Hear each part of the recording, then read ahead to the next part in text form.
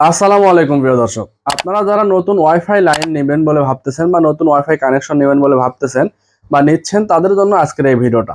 তো অনেকেই জানে না যে নতুন ওয়াইফাই কানেকশন নেওয়ার ক্ষেত্রে আমাদের কি কি বিষয়ে লক্ষ্য রাখতে হয়। তো আজকে আমি আপনাদেরকে 5টা উপায় বলে দেবো যে এই 5টা কাজ যদি আপনারা মেনে ওয়াইফাই লাইনটা নেন, তাহলে আপনাদের ওয়াইফাই কোনো সমস্যা হবে না। আপনারা যেরকম ব্যান্ডউইথ নেবেন ঠিক সেই রকম সেম পারফরমেন্স আপনারা পাবেন।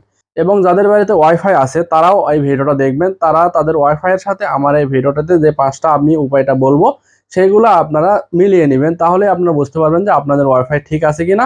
যদি ঠিক না থাকে তাহলে আপনারা আপনাদের আইএসপি কে কমপ্লেন করতে পারেন। তো প্রিয় দর্শক, চলুন কথা না বেরিয়ে মূল ভিডিওটি শুরু করা যাক। মূল ভিডিওটি শুরু করার আগে আপনাদের কাছে ছোট্ট একটা রিকোয়েস্ট, আপনারা যদি আমাদের চ্যানেলে নতুন দর্শক হয়ে থাকেন তাহলে অবশ্যই আমাদের চ্যানেলটি সাবস্ক্রাইব করবেন এবং ডান পাশে থাকা বেল নোটিফিকেশনটি অন করে দিয়ে অলে প্রেস করে দেবেন। আর এই ভিডিওটি ভালো লাগে থাকলে ভিডিওতে লাইক কমেন্ট এবং শেয়ার করতে ভুলবেন না। তো প্রিয় দর্শক, প্রথমে আমাদের যেটা খেয়াল করতে হবে, 1 নম্বরে আছে ইন্টারনেট কেবল। তো আমাদের দেশে মানে বাংলাদেশে মূলত 2 ধরনের কেবল দিয়ে আইএসপিরা ইন্টারনেট কানেকশন দিয়ে থাকেন। 1 নম্বর হচ্ছে ইথারনেট কেবল এবং 2 নম্বর হচ্ছে ফাইবার অপটিক কেবল। তো এই ইথারনেট কেবলটা হচ্ছে ওল্ড মডেল, মানে আগেকার। তো আগেকার কেবল দিয়ে এখন কিন্তু আমরা বর্তমানে যে ডিভাইসগুলো ব্যবহার করি সবগুলাই কিন্তু আপডেট। এই কারণে কিন্তু আমরা কিন্তু পারফরমেন্সটা ভালো পাবো না। এবং আমাদের ডিভাইসের সংখ্যা যদি বেশি হয় তাহলে কিন্তু ইথারনেট কেবলটা নেট ছেড়ে দেয়, মানে ইথারনেট কেবল দিয়ে লাইন দিলে আমরা কিন্তু বেশি ডিভাইস ইউজ করতে পারবো না। তো সেই ক্ষেত্রে আমরা অবশ্যই ফাইবার অপটিক কেবল দিয়ে লাইনটা নেওয়ার চেষ্টা করব।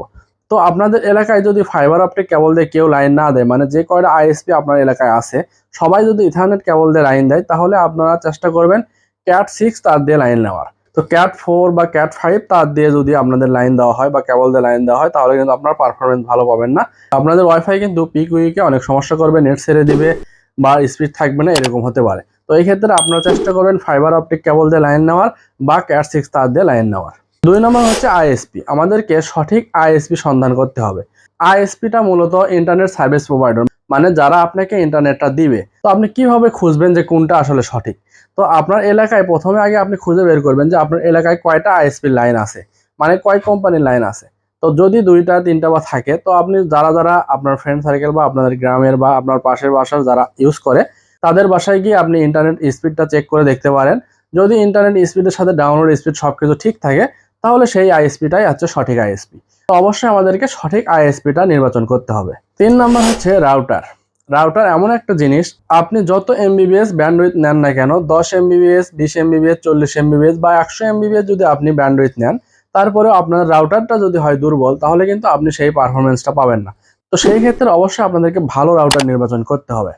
তো ভালো রাউটারের ক্ষেত্রে আপনার এখন বর্তমানে ডুয়াল ব্যান্ডের রাউটার আছে এবং আপনারা অবশ্যই চেষ্টা করবেন গিগাহার্টজ রাউটারগুলো নেওয়ার জন্য, কেননা গিগাহার্টজ রাউটারের ক্ষেত্রে আপনার পারফরমেন্সটা অনেক বেশি পাবেন।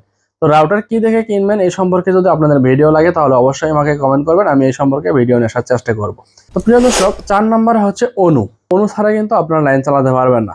যদি আপনাদেরকে ওই ইথারনেট কেবল দিয়ে লাইন দেয় তাহলে আপনাদের অনু লাগবে না। আর যদি অপটিক ফাইবার কেবল দিয়ে লাইন নেন তাহলে কিন্তু আপনাদের অবশ্যই অনু লাগবে।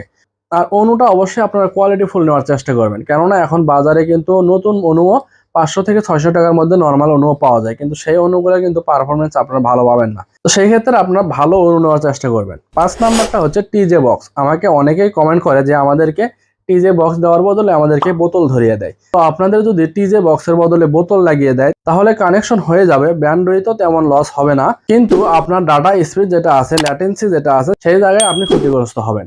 তো এই জন্য আপনারা চেষ্টা করবেন যাতে বোতল না লাগিয়ে দেন, এই ব্যাপারে আপনারা খেয়াল রাখবেন। বোতল না লাগিয়ে আপনারা ওদেরকে বলবেন যে টিজে বক্সটা লাগিয়ে দিয়ে আমাদেরকে লাইনটা দিতে। তো প্রিয় দর্শক, এই 5টা বিষয় আপনারা খেয়াল রেখে অবশ্যই লাইন নেওয়ার চেষ্টা করবেন। মূলত এই 5টা বিষয় খেয়াল রেখে আপনারা যদি আপনাদের বাড়িতে ইন্টারনেট কানেকশন নিতে পারেন তাহলে আশা করা যায় আপনারা ভবিষ্যতে কোনো সমস্যার সম্মুখীন হবেন না, বা পিক উইক বলেন বা যে কোনো সময় কিন্তু আপনারা ইন্টারনেট স্পিডে কোনো সমস্যার সম্মুখীন হবেন না। তো আশা করা যায় আপনারা যদি এই 5টা বিষয় খেয়াল রেখে ইন্টারনেট নেন তাহলে অবশ্যই আপনারা ভালো পারফরমেন্স পাবেন এবং আপনারা যে ব্যান্ডউইথ নেবেন সেই ব্যান্ডউইথ অনুযায়ী আপনারা একদম ফুল স্পিডে ইন্টারনেট ইউজ করতে পারবেন। তো প্রিয় দর্শক, এই ছিল মূলত ছোট্ট একটা ভিডিও। তো ভিডিওটা যদি আপনাদের ভালো লাগে থাকে এবং ভিডিওটা দেখে যদি আপনাদের ইনফরমেটিভ বলে মনে হয় তাহলে অবশ্যই আমাদের ভিডিওতে লাইক কমেন্ট এবং শেয়ার করবেন। আর আমাদের চ্যানেলে নতুন হয়ে থাকলে অবশ্যই আমাদের চ্যানেলটি সাবস্ক্রাইব করে দেবেন। তো প্রিয় দর্শক, ধন্যবাদ এতক্ষণ ভিডিওটি দেখার জন্য। দেখা হবে নতুন কোনো ভিডিওতে, সেই পর্যন্ত ভালো থাকবেন, সুস্থ থাকবেন। আল্লাহ হাফেজ।